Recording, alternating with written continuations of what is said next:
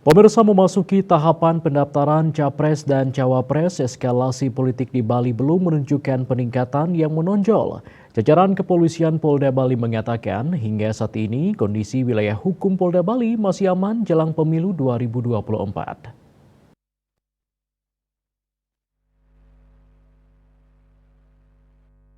Saling dukung-mendukung antar capres dan cawapres di Bali sudah mulai bermunculan.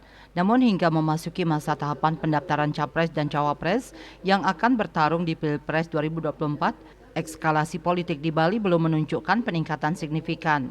Kapolda Bali Irjen Polisi Ide Bagus, KD Putra Narendra menyatakan hingga saat ini kondisi wilayah hukum Polda Bali masih aman dalam menyambut pemilu serentak tahun 2024. Menjelang pemilu yang kita sudah ketahui, di Polri juga sudah dimulai pelaksanaan operasi mantap berata. Jadi sementara ini kita terpantau situasi wilayah hukum Polda Bali masih kondusif, aman, ya.